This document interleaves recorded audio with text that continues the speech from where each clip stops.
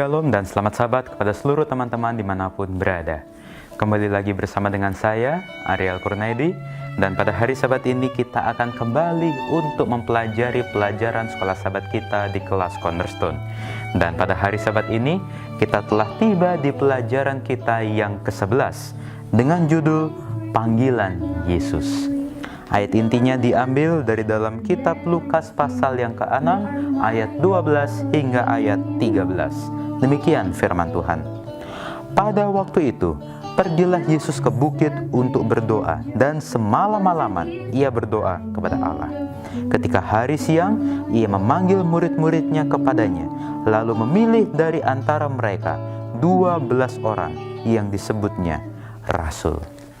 Nah, teman-teman, pada hari Sabat ini kita akan mempelajari bagaimana Yesus dia memanggil murid-muridnya dan dia mengajarkan sesuatu kepada murid-muridnya.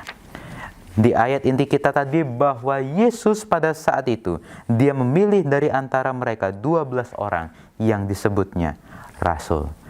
Kita tahu bahwa pada saat itu Yesus kemana saja dia pergi selalu diikuti oleh orang banyak. Orang banyak mereka selalu berbondong-bondong untuk datang, untuk mengikuti kemanapun Yesus pergi.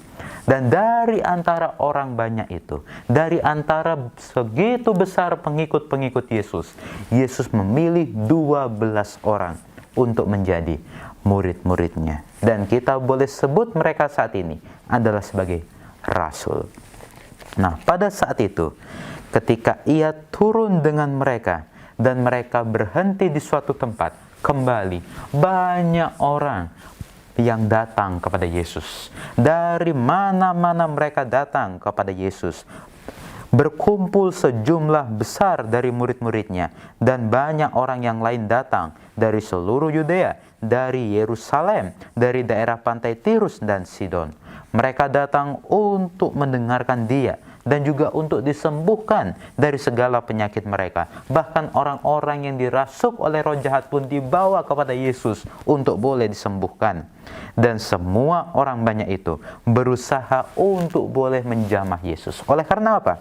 Oleh karena ada kuasa yang keluar daripadanya, dan semua orang itu disembuhkannya. Dan kemudian Yesus mengajarkan kepada murid-muridnya, yaitu sesuatu hal. Ia berkata, "Berbahagialah kamu yang miskin, karena kamulah yang punya kerajaan Allah. Berbahagialah kamu yang sekarang ini lapar, karena kamu akan dipuaskan. Berbahagialah kamu yang sekarang ini menangis, karena kamu akan tertawa. Berbahagialah kamu jika karena Anak Manusia orang membenci kamu, dan jika mereka mengucilkan kamu dan mencela kamu serta menolak namamu sebagai sesuatu yang jahat. Bersukacitalah pada waktu itu dan bergembiralah, sebab sesungguhnya upahmu besar di sorga. Karena secara demikian juga nenek moyang mereka telah memperlakukan para nabi. Tetapi celakalah kamu, hai kamu yang kaya, karena dalam kekayaanmu kamu telah memperoleh penghiburanmu. Celakalah kamu yang sekarang ini kenyang, karena kamu akan lapar. Celakalah kamu yang sekarang ini tertawa, karena kamu akan berduka cita dan menangis.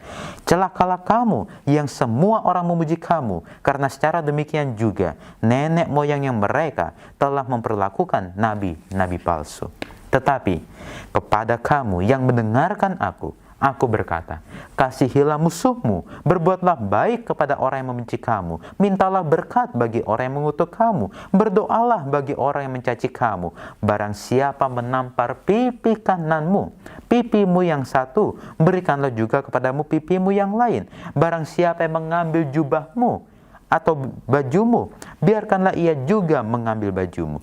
Berilah kepada setiap orang yang meminta kepadamu, dan janganlah meminta kembali kepada orang yang mengambil kepunyaanmu. Dan sebagaimana kamu menghendaki supaya orang perbuat kepadamu, perbuatlah juga demikian kepada mereka."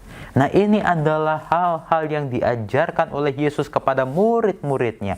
Memang susah, memang terlihat seperti tidak mudah untuk dilakukan, tidak mudah untuk dipraktekkan dalam kehidupan sehari-hari. Tetapi ketika kuasa Roh Kudus itu ada bersama dengan mereka, maka mereka akan disanggupkan untuk boleh menjadi pengikut-pengikut Tuhan. Di sini suatu statement mengatakan, panggilan kita untuk menjadi seorang murid selalu diikuti dengan panggilan untuk pelayanan kemanusiaan. Ketika kita sudah dipanggil untuk menjadi murid-murid Tuhan, maka kita juga sudah dipanggil untuk boleh melayani sesama kita.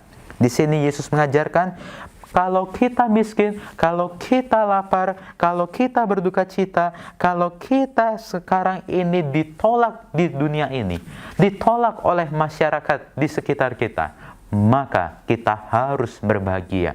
Karena di balik semua itu, ada sesuatu hal yang besar yang Tuhan sudah sediakan. Upah kita bukanlah di dunia ini. Upah menjadi pengikut-pengikut Tuhan ini bukan di dunia ini, tetapi upah kita adalah di sorga. Teman-teman, pelajaran sekolah Sabat kita pada hari Sabat ini mengajarkan bagi kita, Yesus memilih murid-muridnya adalah orang-orang yang mau diubahkan, adalah orang-orang yang mau dipakai menjadi alat-alat Tuhan. Dari segitu banyak orang yang menjadi pengikut-pengikut Tuhan, Yesus memilih hanya 12 orang yang dipilih untuk menjadi murid-murid Tuhan. Kita pada saat ini berbahagia oleh karena kita telah menjadi pengikut-pengikut Tuhan. Tetapi kita lebih berbahagia lagi ketika kita boleh menjadi murid-murid Tuhan. Oleh karena itu teman-teman, ketika kita telah menjadi murid-murid Tuhan, kita harus mempraktekkan, kita harus melakukan apa yang Yesus sudah ajarkan. Walaupun memang terlihat berat ketika menjalankan misi Tuhan di dunia ini, tetapi upah kita adalah besar di sorga. Kita harus melayani sesama kita, bahkan kepada musuh kita sekalipun.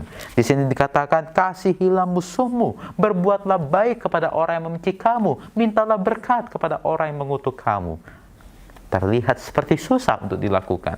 Tetapi ketika Yesus sudah memberikan, Yesus sudah mengirimkan Roh Kudus-Nya bagi kita, maka kita harus boleh untuk melakukannya. Inti daripada pengajaran Yesus adalah apa saja yang kita harapkan orang lain perbuat kepada kita, kita terlebih dahululah yang harus berbuat hal itu kepada mereka. Teladan hidup Yesus yang sudah Yesus lakukan di dunia ini adalah hal yang boleh menjadi acuan kita untuk boleh berlaku sebagai murid-murid Tuhan. Sehingga ketika kedatangan Tuhan nanti yang kedua kali, kita boleh didapati menjadi murid-murid Tuhan yang setia hingga pada akhirnya. Sehingga kita boleh dilayakkan, kita boleh dilihat oleh Tuhan bahwa kita boleh masuk ke dalam kerajaan surga karena kita telah menjadi murid-murid Tuhan yang setia hingga pada akhirnya. Inilah pelajaran sekolah Sabat kita pada hari Sabat ini, dan kalau teman-teman menyukainya silahkan untuk di-like videonya, dan yang belum subscribe saya ingatkan untuk di-subscribe, dan jangan lupa untuk dinyalakan tombol loncengnya supaya teman-teman boleh mendapatkan notifikasi apabila ada video yang terbaru. Sampai jumpa di video selanjutnya. Tuhan memberkati.